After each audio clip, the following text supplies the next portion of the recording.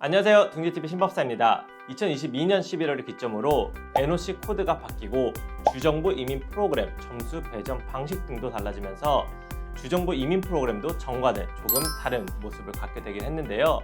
그래서 또 헷갈린다 하시는 분들이 많아졌습니다. 그런 분들을 위해 저희 둥지가 준비했습니다. 새롭게 주정부 이민 한 끗 정리 시리즈로 주정부의 주요 이민 프로그램들을 정리해 한 방에 속 시원히 궁금하신 점을 풀어드리도록 하겠습니다. 자, 그럼 첫 시작은 역시 가장 많은 분들이 문의하는 BC PMP로 시작해볼까요?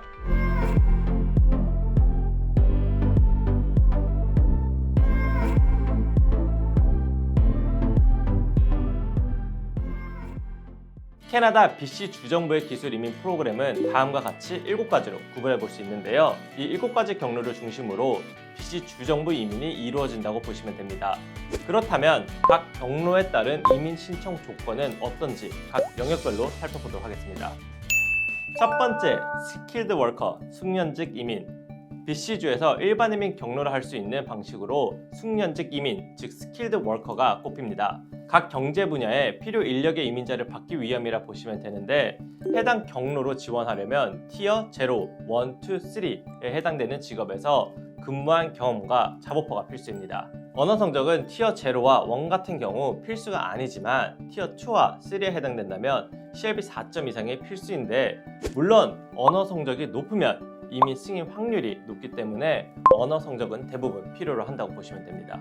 두 번째, 엔트리 레벨 앤 세미 스킬, 비숙련직 이민. 비숙련직 이민과 같은 경우는 관광이나 서비스업 또는 식품 가공업 등과 같이 특정 분야에 종사하는 분들을 위한 이민 경로입니다. 따라서 관련 분야에서 근무하는 것이 가장 중요한 요건인데요. 특히 9개월만 일해도 지원 조건에 충족하기 때문에 이민 신청에 걸리는 시간이 상대적으로 짧은 편이라고 할 수 있습니다. 그런데 해당 경로는 아무 직종이나 모두 지원이 가능한 것이 아니고 BC주에서 지정한 호텔, 여행, 관광, 서비스 등의 일부 직종에만 한해집니다. 그래서 지원 전 자신이 근무하는 분야에 부합되는지 우선 확인해야 하는데 보다 자세한 정보는 지금 보는 이 오른쪽 상단의 링크를 참고해 주시면 됩니다. 세 번째, 인터내셔널 그래주에이트, 유학 후 이민.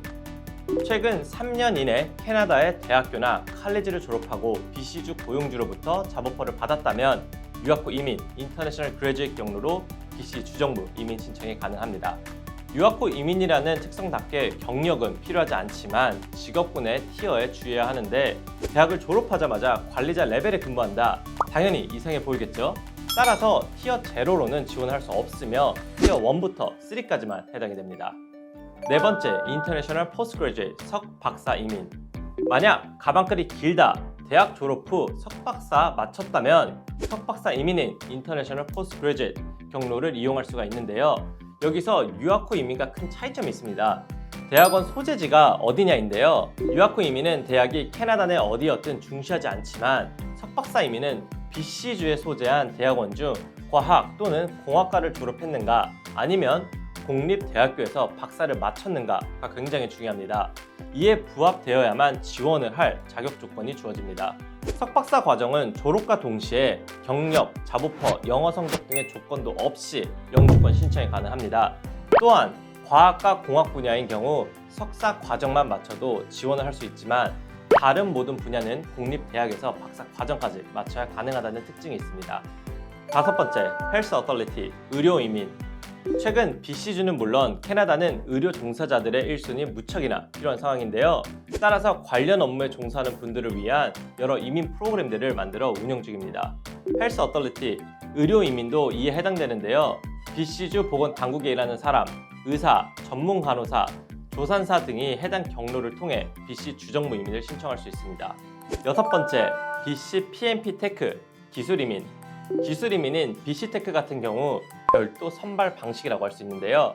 헬스케어와 ECE로 대표되는 케어 이코노미와 더불어 BC주의 수요가 많은 직업군 종사자를 더 빨리 많이 선발하려 특정에 선발하는 과정입니다. 따라서 지원할 때 구분해서 원서를 내는 것이 아니라 지원자의 원서가 자동으로 분류되어 빠르게 혹은 별도로 선발을 이어가고 있는 중인데요.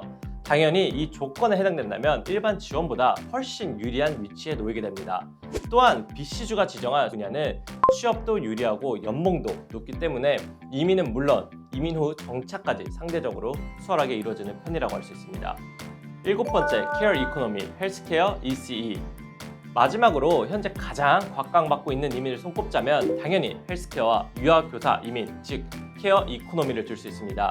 이 또한 앞에 언급한 BC테크와 마찬가지로 지원자의 원서가 접수되면 바로 직업별로 구분해서 심사가 진행되는 타겟 선발이라고 할 수 있는데요. 최근 BC주에서는 관련 인력을 더 필요로 하고 있기 때문에 이렇게 필요 직군을 중심으로 선발을 더 자주 많이 이어가고 있습니다. 당연히 선발을 위해 가장 중요한 건 직업군과 경력, 모퍼라고 할 수가 있습니다. 이렇게 BC 주정부 이민 프로그램은 7가지로 요약해서 살펴볼 수가 있습니다. BC PNP에 대한 전반적인 내용이라 자세하기보다는 좀 더 개괄적인 설명을 위주로 했는데요.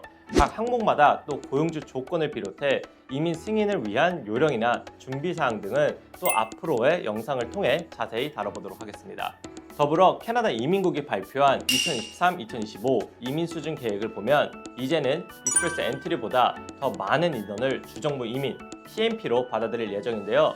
그만큼 주정부 이민의 역할이 커졌고 또 각 주마다 필요한 이민자를 상황에 맞춰 발빠르게 선발하려는 의도가 크다는 것을 알 수 있습니다.